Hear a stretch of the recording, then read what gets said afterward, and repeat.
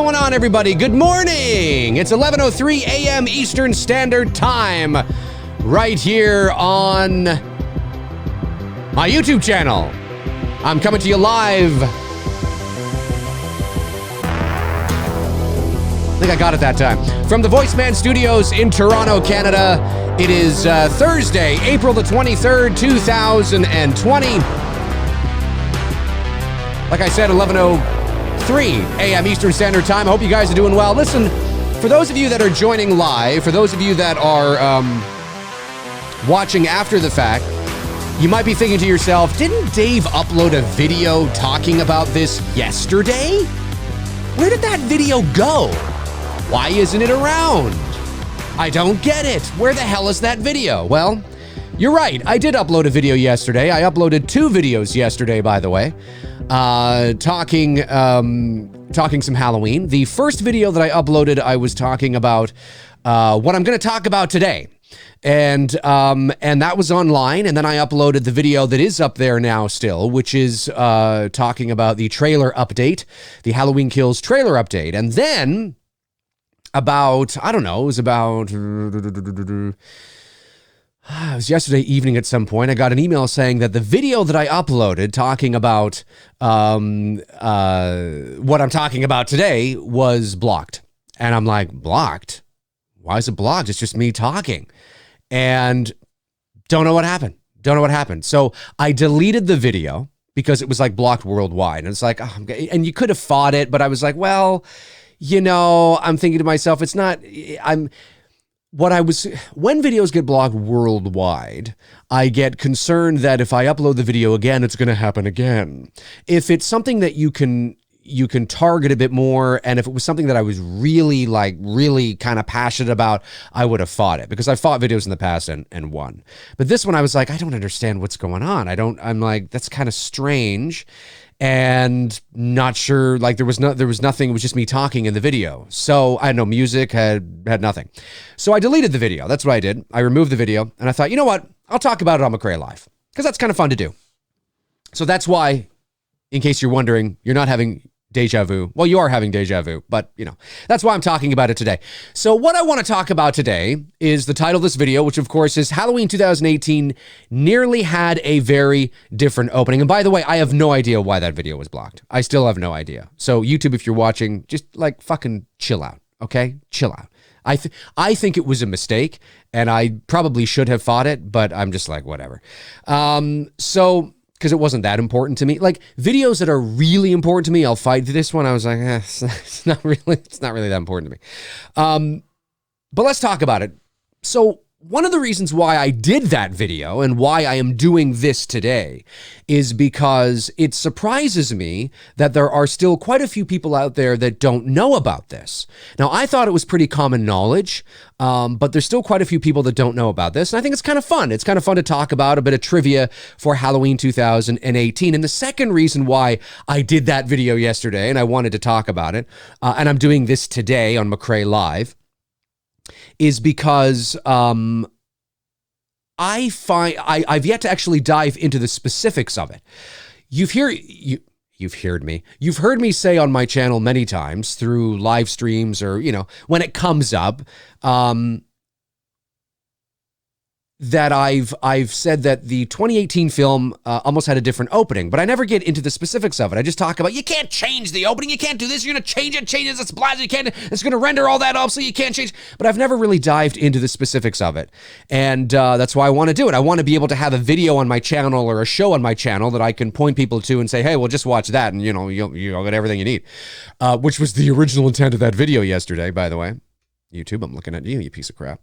Anyway, I don't know what happened. So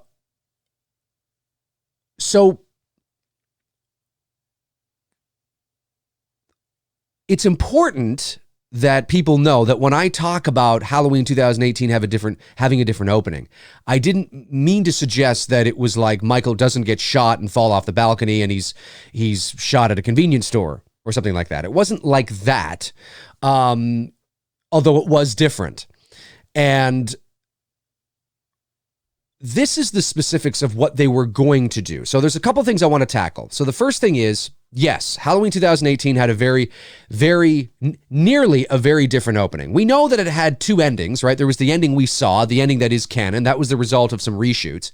And then there is the ending that is, that they originally shot, that we have not seen and only read about, and it's probably locked up in some vault somewhere, you know, getting ready for the 25th year anniversary on a 900 trillion K, you know, release of the movie or something like that. But it almost had a different opening. And David Gordon Green and Danny McBride had wanted to recreate the ending of the original Halloween. That is why in the Halloween 2018 movie, Laurie Strode's master bedroom is the same layout as the master bedroom in the Doyle house. If you look closely, where the closet is, where the balcony is, where the bed is, where the doors to the balcony are, is identical to the master bedroom of the Doyle house. And that was created because the original intention was to actually reshoot the ending of the 1978 movie. Okay, so what are the specifics of that? And okay, well, first of all, they wanted to give a different perspective. And the main reason why they wanted to do it, according to David Gordon Green, was because they wanted to bring people up to speed, right? You know, it's so long ago, we don't really know. And I'm kind of like, yeah, I can understand, but I'm not buying that. I'm not buying, I mean, I buy it. I buy that that's a reason, but I think there's more to it than that. I think they just wanted to play in the sandbox. Because it's completely and utterly unnecessary. And I don't know if they had too many Red Bulls one night when they were talking about this and fleshing out the opening of the movie or what, or maybe smoking too many J's, but it's completely unnecessary. They wanted to reshoot the ending of the 1978 movie. I imagine from the point of where Loomis comes up the stairs and fires the 6 shots into Michael and he falls off the balcony. But they wanted to, so there's two things I want to talk about here. They wanted to reshoot that from a different perspective. Okay, so kind of like from above. Okay, they were going to use CGI and body doubles for Loomis and Laurie. And they were even going to there were even discussions about taking some of the original footage from the 1978 movie, digitally altering it. Oh yeah. To create some new perspective or elements on the events. There was also an early draft of the screenplay. And this is the one that blows my mind. This is the one that you hear me. This is one of the reasons why you've heard me say all the time, although I never got into the specifics of it because I thought it was pretty common knowledge, but apparently it's not. Which is why I'm getting into the specifics of it here. I mean, why would you? Why? Okay. It's why you see me go, you can't change it. They were an early draft of the screenplay had Dr. Loomis coming up the stairs, firing a shot into Michael, Michael disappearing into the bedroom like he does, right? Loomis goes in, has a confrontation with Michael. Michael and Loomis are like at each other's throats, kind of like how Laurie and Michael were in Halloween 2018 there, right? You know, in the bedroom before he tosses her off the balcony in a ironic twist of events. And Michael stabs Dr. Loomis to death. That was going to be the justification of why he's not in the 2018 movie or what happened to him. Well, you know what? Here's why he's not in the 2018 movie. He would have been 98 or something like that. He would have been well into his 90s. Just say he died like you did. There you go. Done. Easy. Easy peasy. It's not like, you know, he would have been 58 or 60 or 70. He would have been like 100 practically. Completely unnecessary. Anyway, Michael kills Loomis in the bedroom. Laurie gets the gun, fires, I guess, the 6 shots into Michael, sending him over the balcony where he's apprehended, I guess. I can't remember if that was part of it or not. Chat room will let me know. Yes, I kid you not. An early draft of the screenplay had Michael shooting, Michael, yeah, that would have been wild. Had Loomis shooting Michael once, him disappearing into the bedroom, Loomis going in to, you know, fire the 6 shots into him, right? But that's not what happens. Michael grabs Loomis, throws him up against the wall, or there's a struggle of some sort. Michael stabs Loomis, killing him to death. Laurie picks up the gun, shoots him 6 times, falls off the balcony. And then this is the part you see me in past videos, and when people ask about it, or when I mention it, you see me going, you can't do that. This is what I'm thinking about. Because you render all the other Halloween movies obsolete. All the other Halloween movies. You did render all the you render the original Halloween movie, completely obsolete. All the copies, of the original Halloween movie obsolete. Why would you do that? That is utter incompetence. You can't do that. Why would you? Now, they didn't do that, but I'm thinking, but I want to get, like, it would never even enter it would never have entered the script. It would never have entered the page.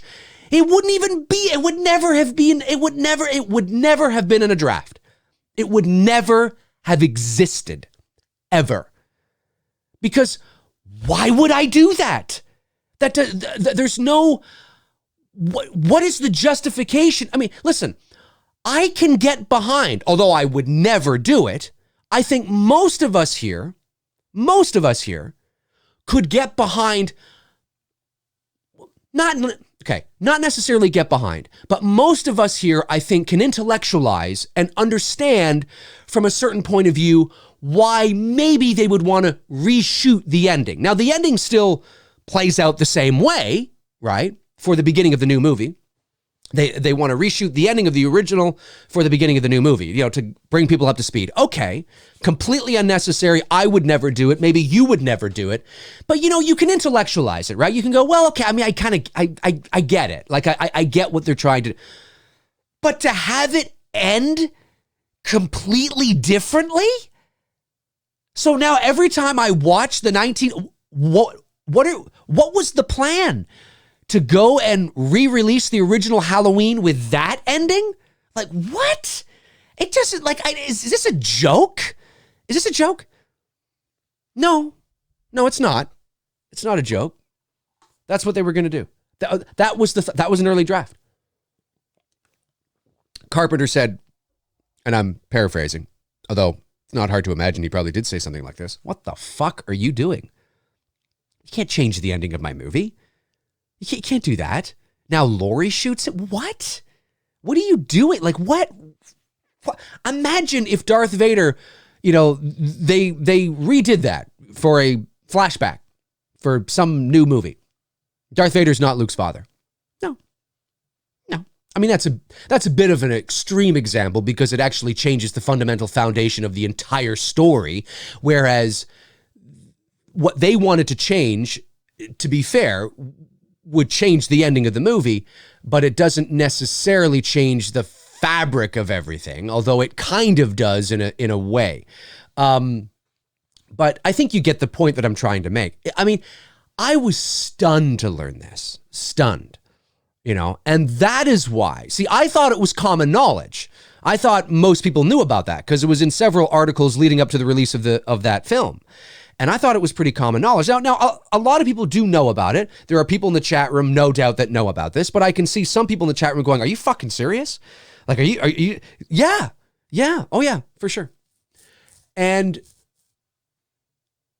that is why you see me harping on it. Like, you can't change the ending. And I think some people thought I meant that the ending ended, although what I'm talking about there is very different. I think some people thought I meant like it ended like it's a different ending, like it ends somewhere else, like not in the Doyle house or something. It's like, no, it still ends in the Doyle house, but it's just it's like there. And why would you need to justify Loomis being dead? Just say he's dead. Just say what you did. I just don't know. I think they had too many joints and too many Red Bulls, And I think David Gordon Green and Danny McBride were like, hey.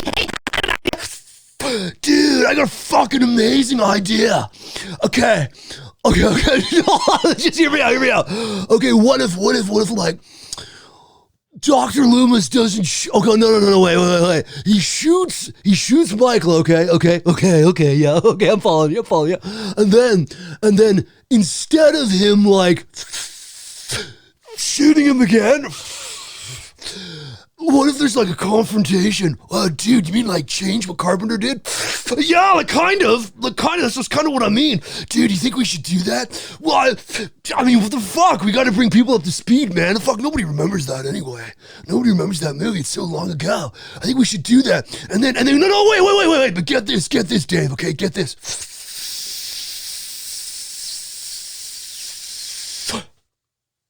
Then Jamie Lee picks up the gun and shoots Michael off the balcony. Oh, fuck. Can you imagine how dope that would be? Yeah, that would be fucking dope. Whoa, man, this fucking thing gives you wings, dude. What the fuck? That is the only logical explanation of a writer's meeting or a, production meeting or David Gordon Green and Danny McBride being together. John, that is the only logical explanation of why that was even presented, because it makes no sense. It makes no sense. So yeah, yep, that's what they were going to do. They were going to, can you imagine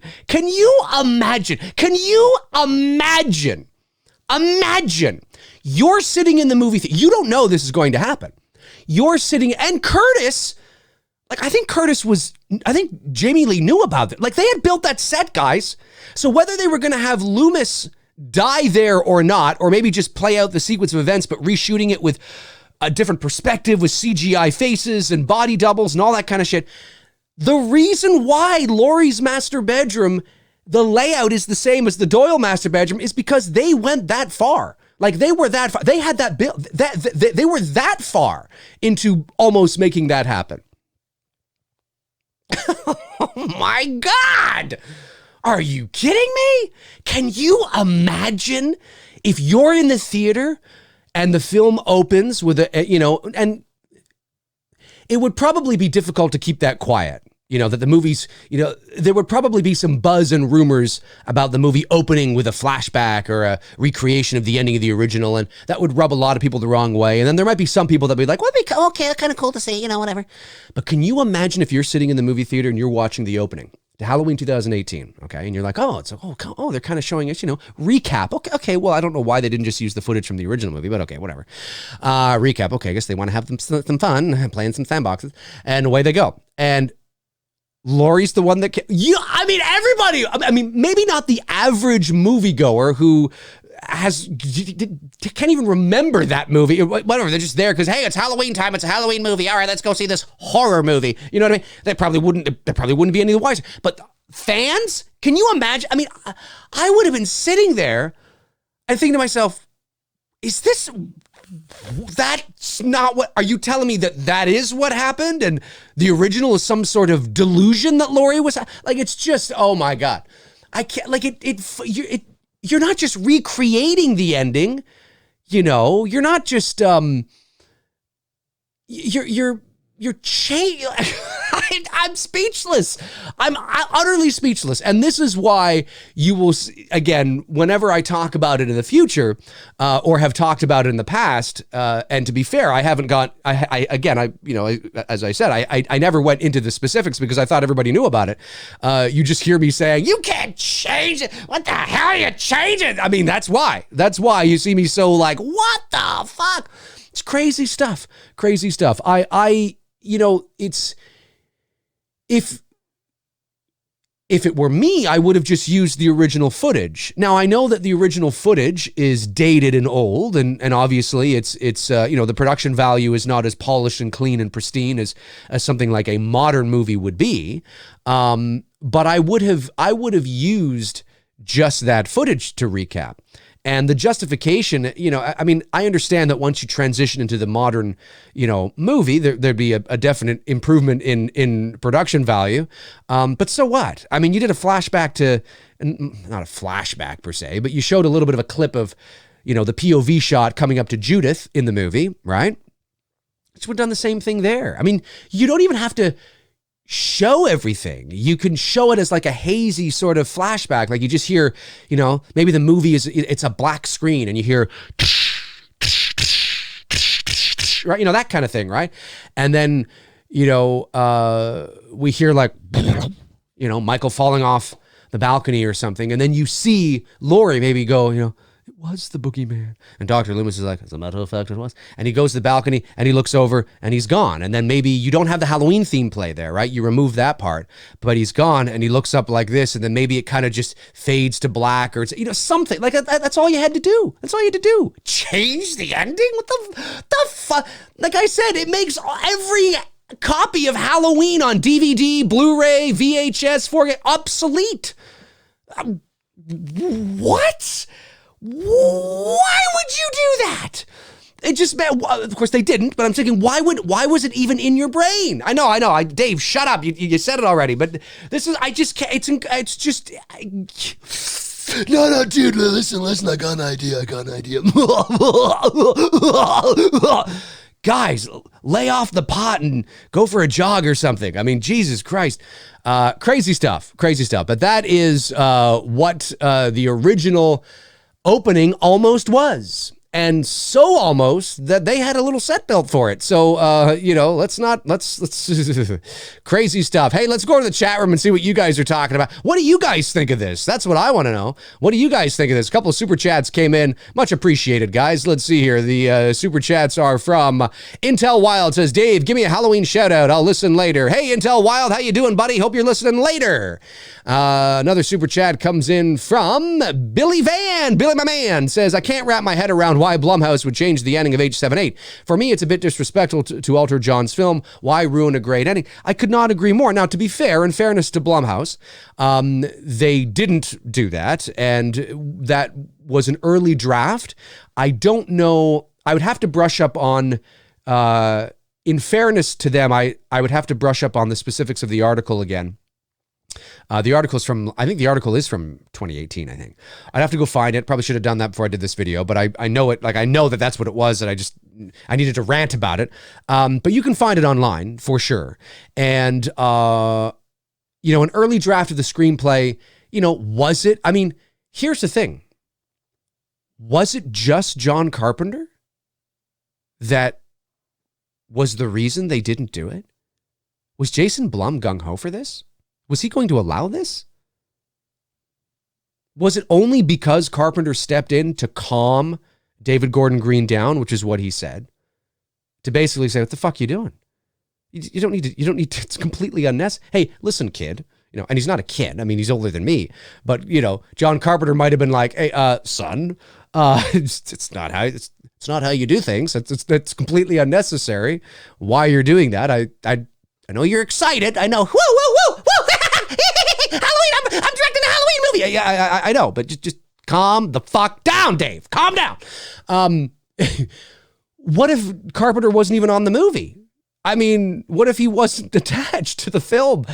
Would that have been, I mean, my God, talk about spending, so much money on bringing Halloween back and The Mask and James Jude Courtney and bringing Curtis back, and this is the one you've been waiting for, and you blow it in the first 30 seconds of the movie. I mean, how that is like somebody who's been training for like 2 years for the Olympics or something like that, right? Every day's out there, every day, training hard. Oh my God, the training, the sweat, blood, and tears. They get to the starting line. There they are. Whew, the crowd. This is it, ladies and gentlemen. The moment you've been waiting for. It's like, oh my God, but training in there, he's put, he's on the starting line, with everybody else there. And it's like, oh my God, this is it. This is fucking it. This is it. And the gun, and there goes the gun, and he trips out of the block. And he falls and he hits his head and he skins his face and he's lying there on the ground going, ah. It's like, oh man. Oh man, what an epic fail. Whoa, whoa, whoa, whoa. Or like, a boxing match or, an MMA fight or something where you're training, you're like, fuck, I'm ready, I'm ripped, I'm chiseled, I'm there, I'm agile, I'm limber, I'm ready to go. And it's like, and you fight, and you go in and shoot right in the face and down, you go like 8-second knockout. Like, I mean, it's just like, what would that have been like? What would have happened? Like, I just can't, it's just crazy to me. It's crazy to me. Anyway, I'm glad I've designated a video to it, or a show to it, I should say, a McRae Live for the opening topic. Anyway, apologies to those who went to click on my video yesterday and couldn't access it. It was blocked for some strange reason. I don't know why. And instead of fight it, I guess, I don't know, maybe it was the mood I was in, and because I was doing a bunch of things yesterday, and I just was like, oh, fuck, you serious? And I'm like, fuck it, forget it, I don't really care. Because it didn't have that many views. Like, I had just uploaded it, like an hour earlier. I think it was approaching 1,000 views or something like that. So it's not, had it had like, 20,000 views or something, and it was blocked 6 months from now, I probably would have fought it. But I'm like, whatever, I'll just talk about it on tomorrow's show. So that's why, if you're wondering, are you having deja vu? You kind of are. But anyway, so yeah, crazy stuff, man. Crazy stuff. Here you are. Ding. Yeah. I mean, the first, out of the gate, the first 30 seconds of that movie, everybody would have been like, well, nope, you didn't do it. Crazy, man. Crazy. Oh, my goodness. Michael King says, have Michael land on Brackett's car. I would have taken that over that. I wouldn't have taken that either, but if I had to choose. Jordan Stevenson says, I don't want to see Michael being apprehended on the front lawn of the old Myers house. I don't want to either, man. I don't want to either. It's unnecessary. I don't want to see. It's so important that we never see, in my opinion, the Shape in any sort of vulnerable situation. He's the Shape. He's the boogeyman. He's the enigma. I mean, it's not to say, we know that obviously he was apprehended. We know that there was obviously a moment of vulnerability somewhere, but we don't need to see that. We don't need to see it. Out of sight, out of mind. We don't need to see it. So if anything happens in the flashback scene in Halloween 2018, and this is one of the reasons, again, folks, this is, and I think I said this on my last McRae Live on Tuesday, I think, or last Friday or something. I said, this is one of the whole thing that I just explained here about nearly a different opening to Halloween 18. This is one of the reasons why I'm very skeptical about this flashback, because it's like, Jesus, I mean, like what the hell am I going to see? Now the flashback isn't necessarily changing anything from the original film. It's adding to, but still, if it doesn't feel organic and it doesn't feel like that's plausible or that I could believe that is happening, then I don't know. Now, I mean, we'll see. I'm cautiously optimistic. I'm rooting for them, like I've said 1,000 times. So we'll see. We'll see. But to see him apprehended, actually physically handcuffed or thrown in the back of a cruiser, completely unnecessary. I wouldn't even show the cops getting to the front lawn or the house or the alleyway of wherever he is. I wouldn't even show that. I would just, he was apprehended. Maybe if you want to, then have Marion or have Brackett, or if Hawkins ends up surviving, maybe there's a little bit of exposition in Halloween Kills where he talks about, the night they apprehended Michael, but he doesn't talk about it. He doesn't give specifics. He just lays out a general sort of idea of what happened, and you go, oh, okay, I can fill that in. It's not like he's saying, and I got there and I had him by the, at gunpoint, and I had my gun to his head and he was on his knees and I handcuffed him and I threw him on the lawn and put my knee into his neck, and he's not saying any of that shit. He just says, we found him down an alleyway behind the Doyle house or something. Okay, great. That's it. That's literally all you need to say. It's all you need to know. That's it. Literally, that's it. You found him in an alleyway outside the Doyle house down around the corner or something. Okay, great. You found him in Mr. Riddle's backyard. Great. Perfect. You found him in Mr. Riddle's backyard. Cool. Okay. And Mr. Riddle's dead. Oh, that's kind of interesting. Unnecessary, but okay, But you don't spell it out. You know what I mean? Per se. Yeah, crazy stuff, guys. Crazy stuff. Tiffany Moses Shante says, I'm honestly not surprised, but thank goodness Carpenter was there to stop that. I couldn't agree more. I personally don't like the direction they went with the film, so I can only imagine what got cut or changed. Well, you're not the only one, Tiffany. You're not the only one. And I couldn't agree more. I mean, can you imagine if that was the original ending? My goodness. $20 super chat comes in from Frank Riker. Frank, very generous, man. Thanks so much, buddy. I had a feeling it was going to be something like this. Dave just bikini waxed Blum and told me about the flashback. So Michael runs into Lonnie where he breaks his voice box and switches clothes. Lonnie's arrested and Michael graduates school. No one cared as long as someone is arrested. And nobody was like, hang on a sec, this kid here is Lonnie, you're quite tall now, Lonnie. You know what happened to? I always thought Lonnie was a little shorter. I always thought he was a dark-haired kid, and he's, and was a dark-haired, short little boy. But no, he's this dark-haired, sort of dashing, handsome young man. Starts dating the teacher, and it's a whole other movie there, folks. A whole other movie, ladies and gentlemen. Oh my goodness, hilarious stuff. Caleb Ellis says early draft, yet they build the set. What the fuck? Yeah, I'd have to brush up on the real specifics of that, because it's entirely possible that was in the early draft of the screenplay. Then that was axed, and then they decided to instead change that. They decided to just have the sequence of events play out as they did, but reshoot those sequence of events. So they would still need the set for that, right? So there could be two things there. The original plan in the original draft was to have Loomis die at the hands of Michael in the bedroom, which what the fuck? Anyway, I've already done this. I've already gone through it. And John Carpenter was like, no, what the fuck? And they're like, no, we didn't. And that was axed. Okay. But then they thought, well, since we have this set, why don't we just reshoot the ending of the movie? And Carpenter was like, yeah, okay, guys, no, I don't think you're understanding. You don't need to do any of that. You don't need to reshoot any of my ending. Just begin and just have some line and, whatever, right? And they're like, okay. I guess we'll just use this little set. Okay, well, you know what? We'll just use this for Laurie's bedroom then. It's like, okay, cool. You know what I mean? And then it becomes sort of just interesting trivia. But I think that's probably what happened.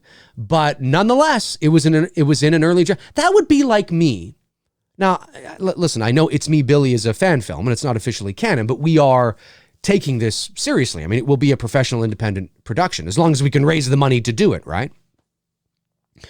But that would be like me or anybody, doing a sequel to, Black Christmas, which essentially this is. And I'm the first to say that the original Black Christmas, it doesn't need a sequel, folks. It doesn't need a sequel. But this is sort of, it's fun, right? Me saying, no. Peter survived. Jess is dead. And Peter and Billy was apprehended and thrown in the back of a cop car. It's like, yeah, but that's not what happened. That's literally not what happened. You can't, what are you smoking? What kind of crack were they on? And so much so that it was an early draft of that. Like, I could see it being, an early idea that was shot down. It was in an early draft. My goodness. Ray Wong Chi sends in a super chat. Thank you so much, Ray Wong Chi. Really appreciate it. Says, just take a look at killing off John Connor. Just take a look at killing off John Connor in 2 minutes of the latest Terminator movie, the classic two first movies for nothing. Well, you know what? I understand people's disdain for that and distaste for that. I totally do. It didn't bother me because I don't think it actually renders anything from the original two films obsolete. I understand why people feel it does. You are emotionally attached to that character. The first two movies were built around that character. The problem is not the death of John Connor. The problem is there was no emotional attachment. It wasn't earned. Right? Because it's explained very well in Terminator Dark Fate, how things have changed. Things have changed again. I mean, the future is ever evolving. The future, I mean, things can change. You can think it's one thing and it maybe it is that, but then something changes, and something changed here. And obviously they wrote it that way because the John Connor storyline had essentially been exhausted and they wanted to take it in a new direction. And they realized that it was iffy. It was, an iffy thing, very ballsy to do, but it shocked everybody and surprised everybody because it didn't feel earned. If there was a movie, and I'm speaking hypothetically, obviously, because who knows if this would have worked or not, but let's say there was a movie. Let's say, because at the end of the day, I mean, really, as much as Terminator 3 gets a lot of, shit, because it is far inferior to Terminator 2. Fair enough. But out of all the Terminator sequels, to me, it's the one that probably is the best one in terms of wrapping up the original story. It's not as good as T2, but if you think about it, like switch the actor out for Edward Furlong, switch a couple things, get Cameron back. I mean, you know, it in comparison to Salvation and Genesis, it's like, yeah, T3 is probably still the one that kind of, you know, at least that's how I sort of feel, because I don't like Genesis. I don't like Salvation. You know, I don't like, I mean, Dark Fate I enjoyed, but it was nothing more than nostalgia at the end of the day. It was fine. It was very entertaining, very well put together. But I think if there had been a movie where that was earned, where John Connor, it was a really good movie, great story. The twist of the movie is, oh my God, things are changing. Oh my God, what we thought we knew, we didn't, you know, kind of thing, right? And John Connor ends up sacrificing himself to save somebody, or he's killed in some sort of way. You know, then it's like, it will hit people, but it'd be like, oh my God, it feels earned, right? This doesn't feel earned. I mean, it feels like, okay, we got to get rid of John in order to tell this story, and that's what they did. The effects were fantastic. I mean, the CGI was brilliant. That really looked like a young Linda Hamilton. Oh my God. I was like, that's fucking amazing. The technology's brilliant. Scary brilliant, actually. They could probably put you and I in some sort of bank robbery situation and arrest us, and we'd be like, what the fuck? I wasn't there. Like, well, you're on the CCT, you know? Like, there you are. There you are.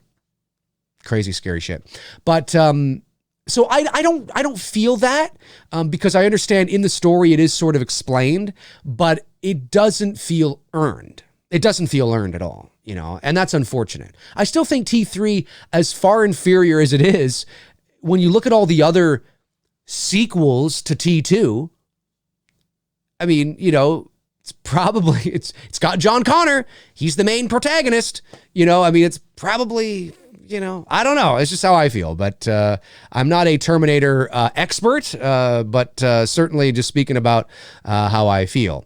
Chris Baber sends a super chat. Thank you, buddy. He says, do you think we'll see a flashback Myers house or CGI version? It would be so nice to see some Pasadena scenes, even though it's filmed out east. Well, no, I don't think we'll, well, I mean, I think we will see the Myers house. I don't know if we'll see the Myers house in Halloween Kills, but I definitely think we will see the Myers house in one of these next two movies. Whether it plays an important role, like how it did in the in my sequel concept idea video, which is on my channel, if you haven't checked that out. Who knows? Maybe it's a flashback, you know, like you just said there. I don't know. CGI the house, so I don't think they'd CGI the house. I think they'd build the set. But it depends on how it's being utilized, you know. I think we're going to see it, though. Somewhere, somehow, I think we're going to see it. For sure. That's what I think. Nick Kunda sends a super chat. Thank you so much. Nick says, hey, Dave, would you mind giving your thoughts on the original ending with the Michael Laurie knife fight? The original ending with I see. The original ending, the Halloween at 2018. I'd have to read up on that again. It's an ending that I definitely wanted to see. It's an ending that is locked away in a vault, like I quipped about at the beginning of the show. And I definitely would like to see it. Yes, it was the original ending was not Michael burning in the house. It was Michael sort of being stabbed by Laurie. If memory serves, Laurie that's why she's so basically mortally wounded almost, you know, at the end of the 2018 film, because that actually is footage from the original ending they shot. And so she's taken away by Karen and Allison in the back of the truck. They zoom off down the road, and Michael is actually, the house isn't burning, I don't think anyway. He's definitely not in it. He stumbles into the woods or something like that, and then finds Laurie's mannequins that she was shooting, and I think he like slumps and sits down onto a log or something like that, and you just hear his breathing, you know, it's something like that, and it's very, maybe it's kind of, I don't know, wheezy a little bit. I don't know. something like that. And then I think that's where it either fades to black or cuts to black or something. It's kind of like, ooh, is he, it was something like that. But you can Google it and definitely find out what that original ending was. You can also Google and find out what the original, actually, you know what? Let me, 1 second here. Let me see if I can bring this up. Okay, let me just type some. Let me get the link for you guys. I should have done this earlier. Okay, there it is. Okay. I'm going to put this link in the description. You guys can read about the original idea. This is the link to the idea of Loomis actually dying. Yeah. Oh my goodness. Okay, here you go, guys. There you are. Let me see. Tabitha Short is here. Hey, Tabitha, how you doing? Jason Nike is here. Great to see you guys. Great to see my moderators here. Darren Sands is in the room. Michael King, Crystal Lake Counselor 1977 says, Dave, if Michael is pure evil, who finds satisfaction in killing? Why doesn't he kill patients or doctors in Smith's Grove? Was he sedated the majority of the time he was there? Well, I don't know. He was, I think that, okay, look, there's two ways to approach a question like this. There's the speculative way in the sense of, let's pretend this is real. And then there's the real way, that is pretending this is fiction. So the real answer is because it was written that way. And because it was just, that's, he was, the answer in the story actually is that, here's the thing. This is the part of there's questions that we're not supposed to know. And when I say not supposed to know, it's because that's what makes it work. Okay. If we know it doesn't work, Michael doesn't work. He just becomes like Jason and Freddy. So we know from Dr. Loomis's dialogue, I watched him for 15 years, sitting in a room, staring at a wall, not seeing the wall, looking past the wall, waiting for some secret silent alarm to trigger him off, right? So there was something. What is it? I don't know. But whatever that something is, which is wrapped in evil, he had no interest. Maybe he had no interest in killing the doctors or the nurses or the other patients that were there. Just as predatory animals don't go after everything. My cat sees a mouse and it's on it like a fucking, you wouldn't believe it. My cat sees a little spider and it's like, whatever. You know what I mean? So, again, I'm not saying Michael doesn't think, but I think as I've said 1,000 times, and I did a couple of videos on it, I think Michael Myers, the purely simply evil part of Michael is we can't quantify that, and whatever that is has taken over him, and is the supernatural side is driving that instinctual predatory behavior, and it's not premeditated per se in a sense of that he's making those rational understanding the rational complex decisions that he would have to make in order to plan something like that. You know what I mean? He doesn't understand right from wrong. You can't reason with him. He's gone. He's gone. Whatever the evil is gone. Now, if you want to look at it from a more scientific perspective, you could say that, well, he was born that way. He's born with a couple of, a few screws loose, and there's some sort of psychological abnormality, within his brain that is causing him to behave that way, and he was from birth, he was like that. Or you could say that he wasn't like that, and he was a normal child who one evening snapped. And then what was that? You know what I mean? Why did he snap? What is the evil? What is evil? You know what I mean? We can't quantify it. We know, we see the results of what evil produces. But evil in and of itself, we can't quantify. We can't measure evil, just as we can't really measure love. You know what I mean?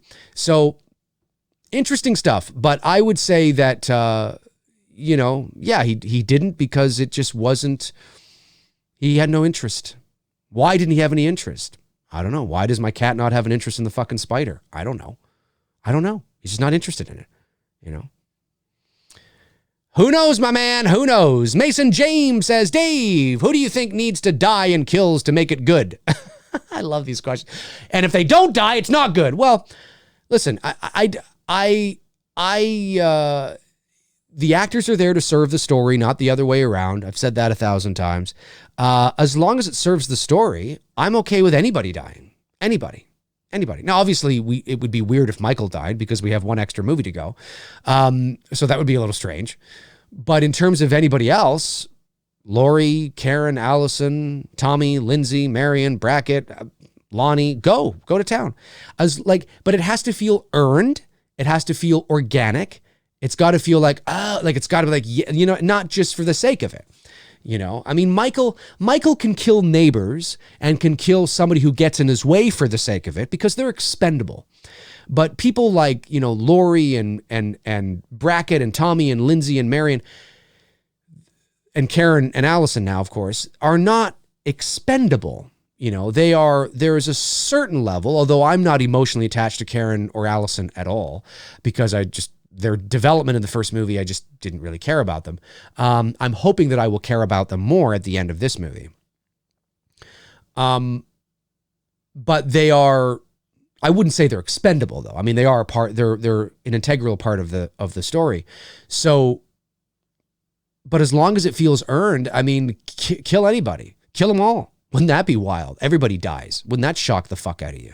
Everybody's dead, except for like Brackett or something. I don't know. Can you imagine? It's not going to happen.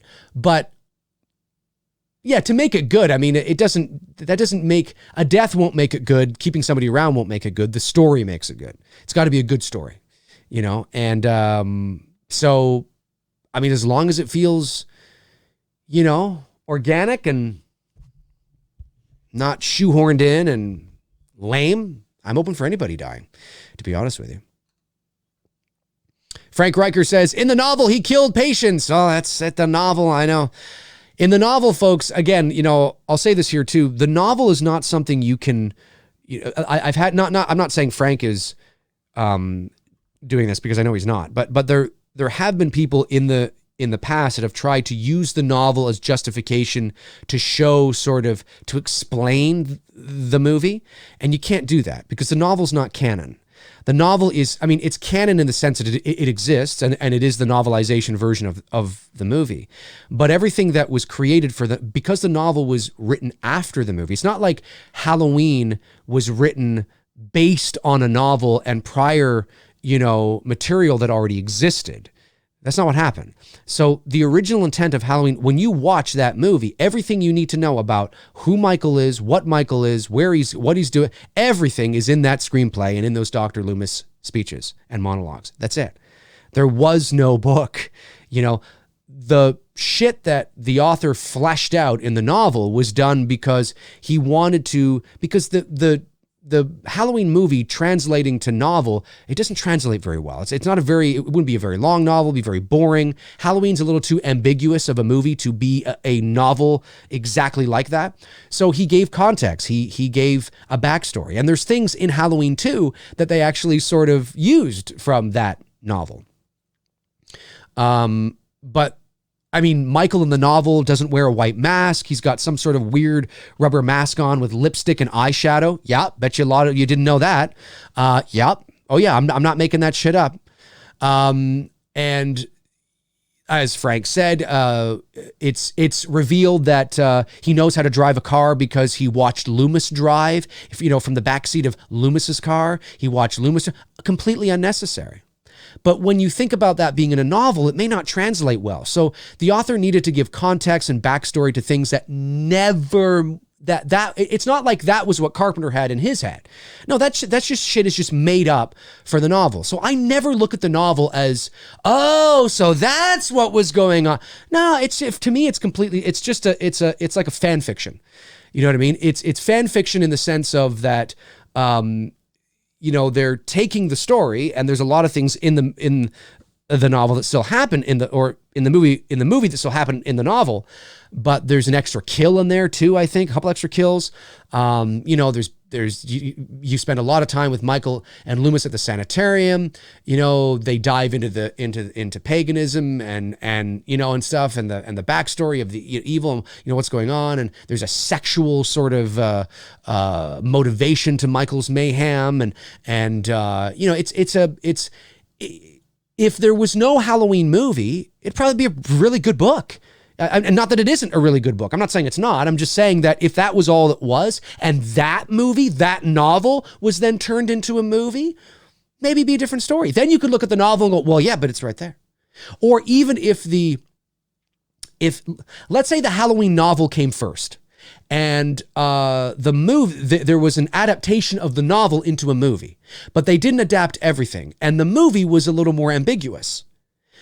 But then you could then point to the novel and go, no, but this is what was really going on, because this is what the original artist, the author, their original intent was. It doesn't matter what you think here. This was the original intent. There's the book. There it is. It's all right there, right? But that's not how it works, right? Or that's not how it works with this, because it's flipped. The screenplay came first, and Carpenter said 1,000 times, like, no, we don't know how he knows how to drive. That's the whole point. That's part of not knowing how, and why it works is because Loomis and Wynn in the movie are just as baffled. So it works. If they didn't draw any attention to it, then we as an audience would be like, what? That doesn't make any sense. Like, how does he's been locked up for 15 years sitting in a room staring at one? How does he know how to drive? But the characters are like, Sam Haddonfield's 150 miles away from here. Now, for Christ's sakes, he can't drive a car. Well, he was doing very well last night. Maybe someone around here gave him lessons. You've heard me say all this, right? So we as an audience go, oh, good. They think it's fucking weird too, So that's why it works. And then you're never supposed to know. It's how? I don't know. He just can. It's weird. How is he there in front of Laurie, but then not there? Why is it weird that he knows how to drive a car, but it's not weird that he can get shot 6 times, stabbed in the neck with a knitting needle, and the eye with a coat hanger, and the abdomen with a butcher knife, and be there and then not there, seemingly dematerialized right in front of Laurie's eyes. But the car? Fuck that. That's just weird, man. I mean, yes, the whole thing is weird.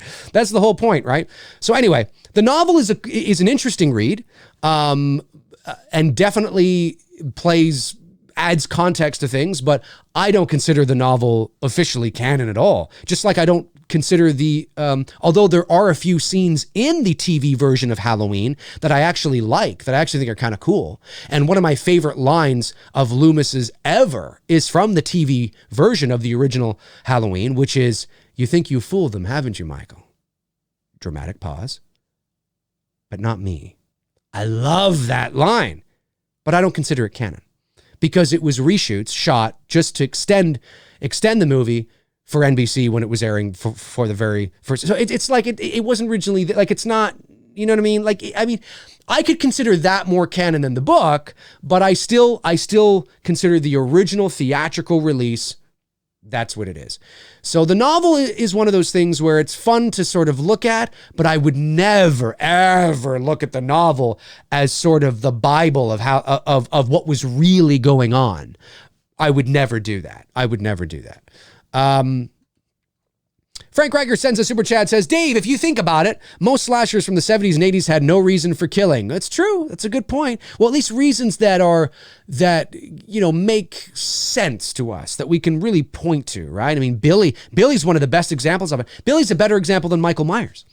Billy from the original Black Christmas is a better example of that. We know nothing about Billy. Nothing. We know nothing. Now, obviously, when you make a sequel like It's Me, Billy, there are certain things that we are pushing the narrative forward, but we are staying true to the anonymity of the character, which I think is important. There'll be some things that are sort of, I don't want to say revealed, but alluded to and things like that can help the audience think and maybe piece a few things together. But we're keeping it ambiguous. I mean, you have to do that. You can't just spell it out because it's integral to the character of Billy. So you're right, though. Yeah, no, you're right. That is a good point. That is a good point. Let me see. 195 people watching. Always talking about Halloween.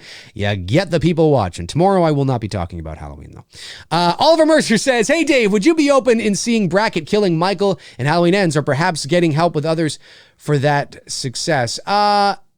Yes. I mean, again, it comes down to story. If it's really good and it's really well executed, I would be open to that. Brackett does have a personal, thing. I mean, his only daughter, I'm assuming it's his only daughter, right? Annie died at the hands of Michael Myers. So to have Brackett, I don't think, look, I know he's old. Okay, I know Charles Cyphers is old. But in terms of the story and the character, it makes sense to have him, if you wanted to, an integral part of Halloween Ends, of the climactic finish. It, from a character, story, and narrative, it makes perfect sense.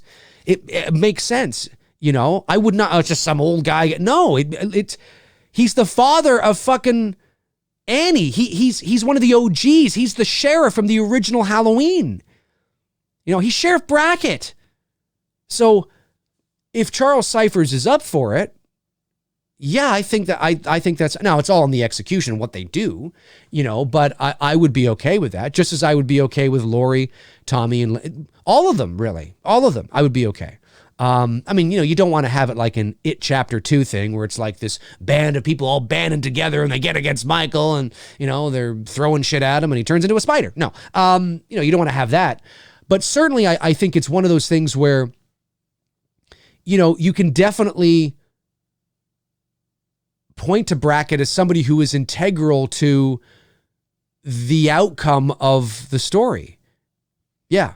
I mean, if I had a choice, as much as I love Will Patton, if I had a choice to utilize that kind of thing with Brackett or, let's say Sartain was alive, which he's not, Sartain or Hawkins or Sheriff Barker or, I would choose Brackett any day of the week and twice on Sunday. I mean, he could be fucking 98 and I'd choose him because it's the symbolism of what it all means. It's much more meaningful, much more impactful. So, yeah, definitely.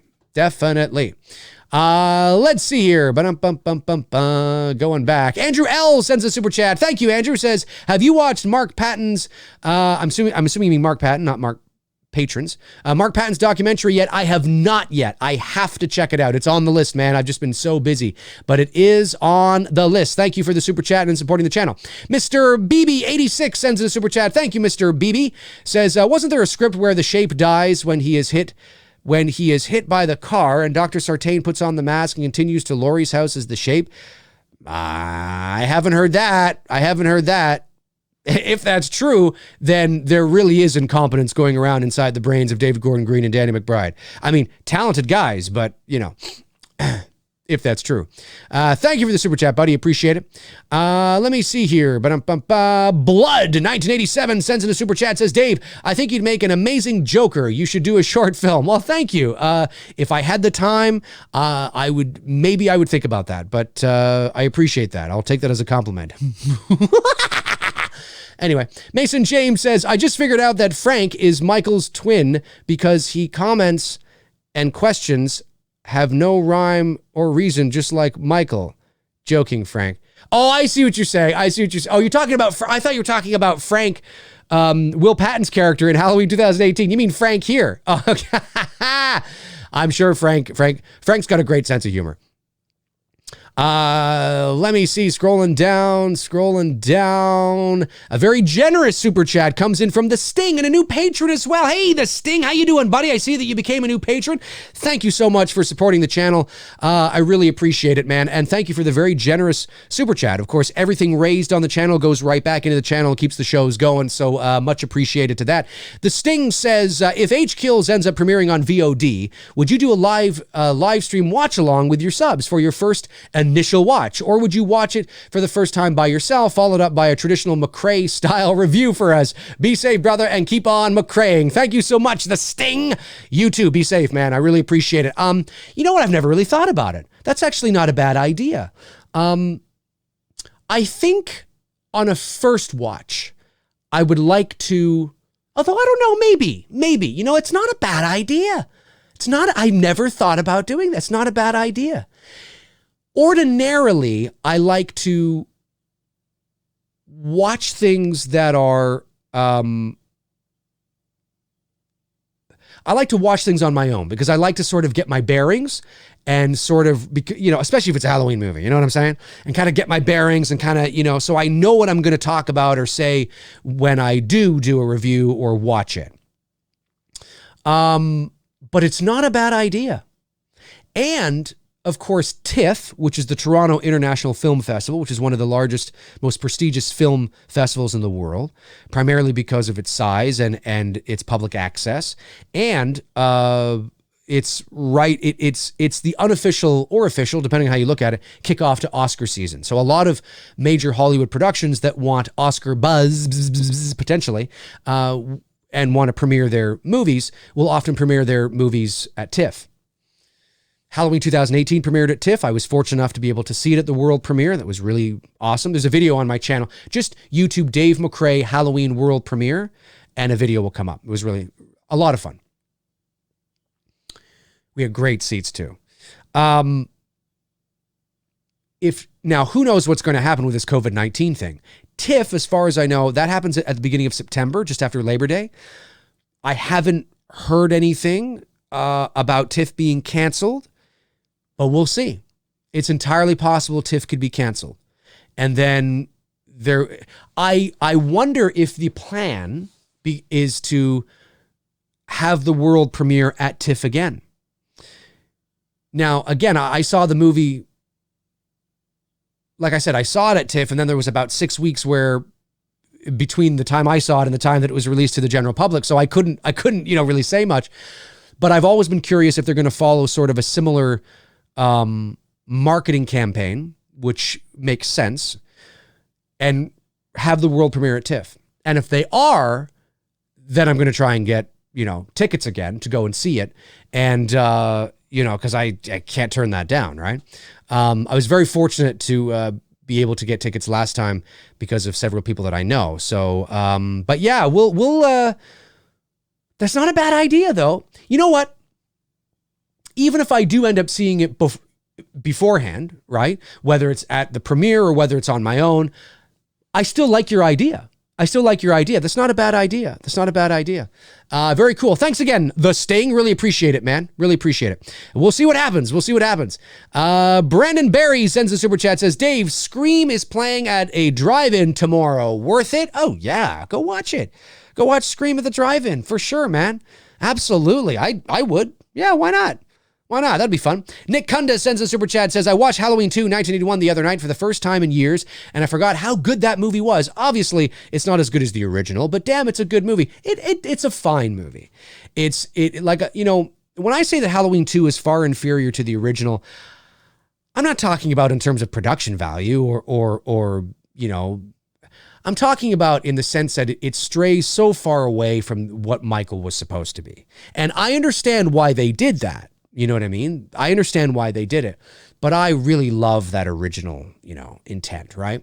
So, but there's two ways to watch the original movie. I am a Halloween purist, as many of you know, but there's two ways to watch the original movie. You can watch the original movie through the lens of its original intent, which is what I always preach about here on this channel, right? Which is, it is just a one-off movie, Hitchcockian, 90-minute Twilight Zone ghost story kind of thing, right? Where the moral of the whole thing is that he is the boogeyman. Laurie's arc is she realizes that, oh my God, Tommy was right. Loomis looks over the balcony. Michael is gone, and Michael is gone not to set up a sequel. He's gone to bring the moral and the message of the movie home. You can't kill. He is the boogeyman, and that's it, right? It'd be like watching a Hitchcock movie or a Twilight Zone episode. You know what I mean? That's all it is. That's all it was. The original intent. Cool. That's all. Man, that was an awesome movie. Really cool. Ooh, creepy. Old school filmmaking.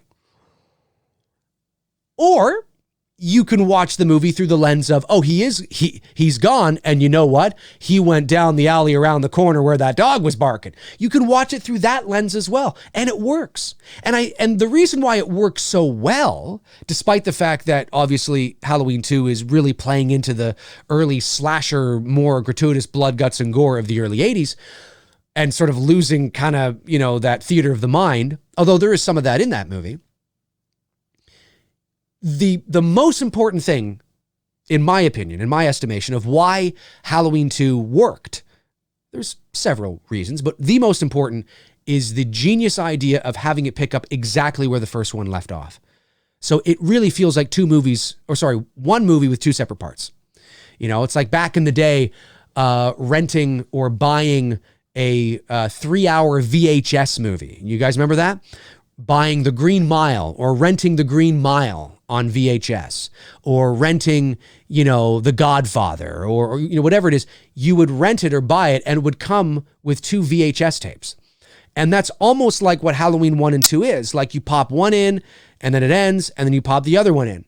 Now, the only difference is that with a movie that really is 3 hours long with 2 VHS tapes, at the end of that first VHS tape, it's not like the credits roll. It just will kind of cut to black. You know what I mean? And then you're like, oh, I got to pop in the next one, But I think you get the idea, right? So it was an ingenious move. And there's a lot of things in there there's a lot of things I don't like, but there's a lot of things, I shouldn't say there's a lot of things I don't like, because that's not true. There actually isn't. There's a few things I'm like, oh, that's not necessary. But there's a lot I actually do like, and it's my second favorite Halloween movie. I think it's the best Halloween sequel still to this day, in my opinion. And, Dean Cundy's your DP, Carpenter wrote it. There's a lot to like there. There is. Despite the fact that it's a little more gratuitous, there is a lot to like there. And it's my second favorite, man. It's my second favorite. For me, it's Halloween and then Halloween 2.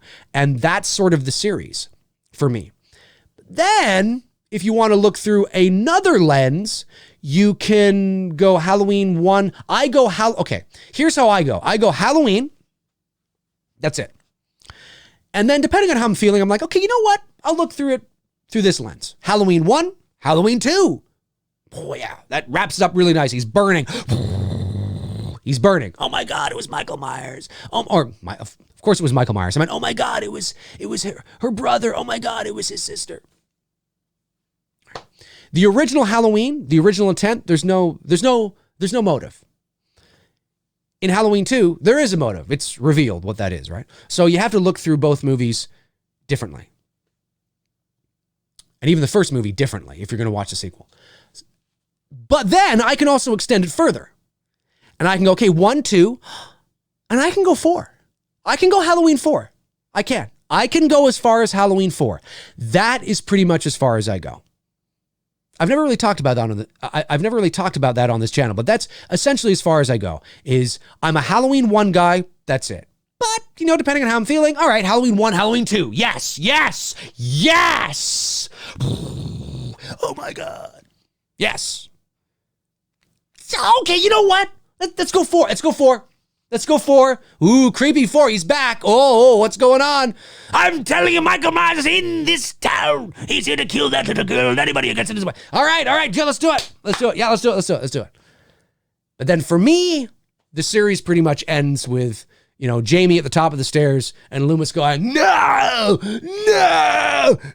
because my God, is 5 a fucking shit show. Oh my God. That's it. That's it for me. It's really difficult for me to get excited about anything past 4. I mean, I just don't. I just can't, But then there's H18. But that wipes out 2 and 4. So then you can look through it through another lens and go 1 and 18. I can do that. I don't think 18's a bad sequel. I think again, I've talked about this on my channel ad nauseum. You know how I feel about it. So I can do that. I can watch 1 and then 18. But and again, to be fair, it's the emotional attachment I have for how I grew up. I still think for me, the quintessential story, if you want to extend it past 1, the quintessential story really is 1 and 2. And I think that's it. But that's how I feel. Let me see. A couple more super chats came in. You guys are rocking. Let's get non-super chats here for a moment. Let's see if we can get some non-super chats here. H.E. Pennypacker says, Sir Dave, what if Brackett pulls out a hand cannon? Oh, gosh, I spat there. A hand cannon, points it at Michael, and just before he pulls the trigger, he says, kiss my grits, and then blows his face off. Well, I mean, Jesus. I mean, you know, I still think I might like that a bit better than the opening they were going to go with.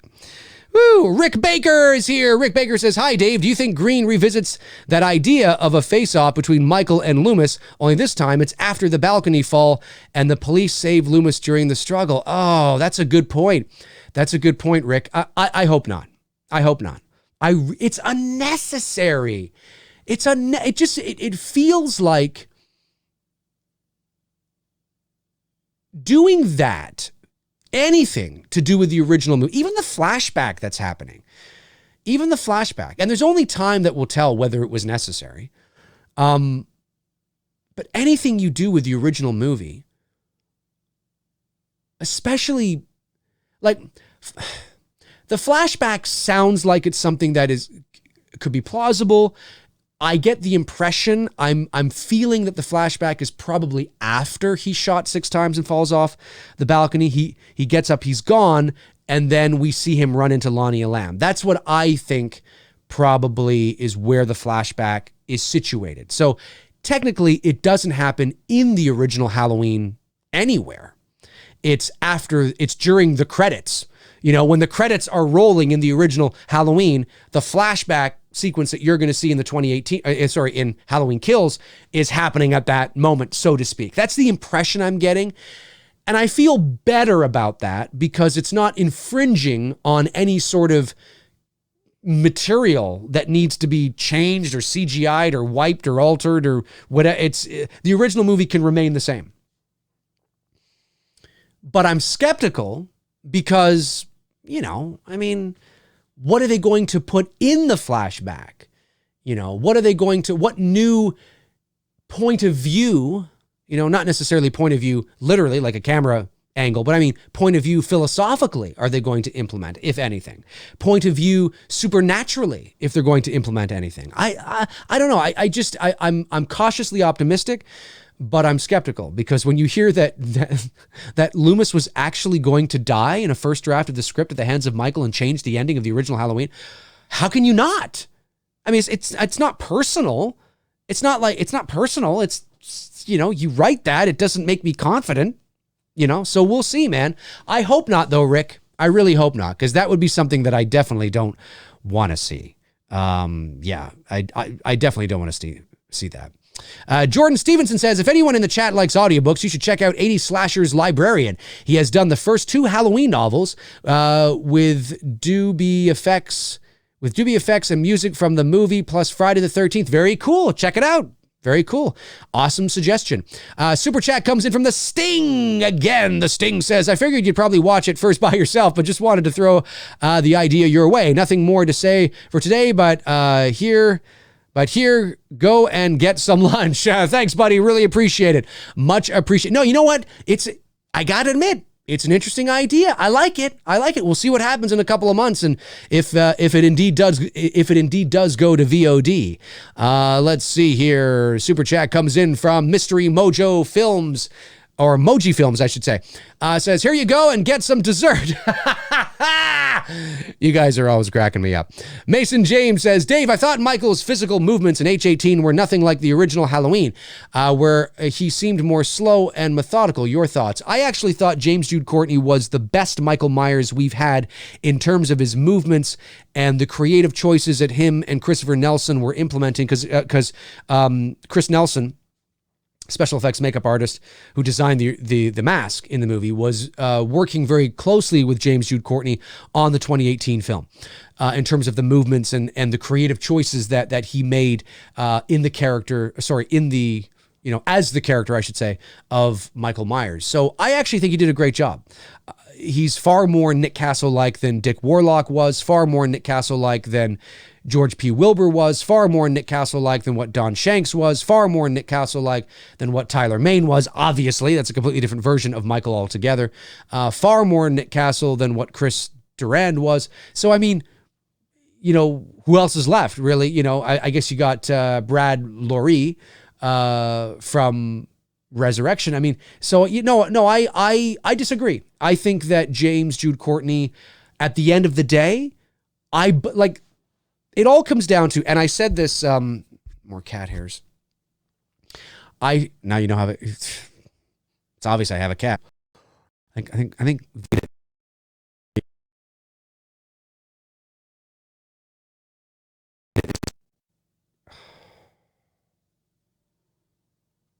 Wait, are we there? We're there. Oh no, you can hear me.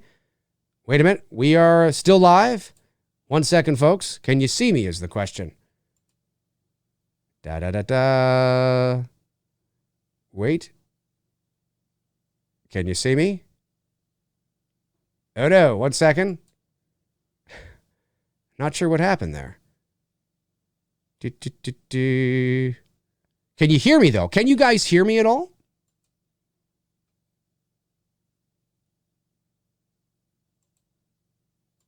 You did it. Can you guys hear me?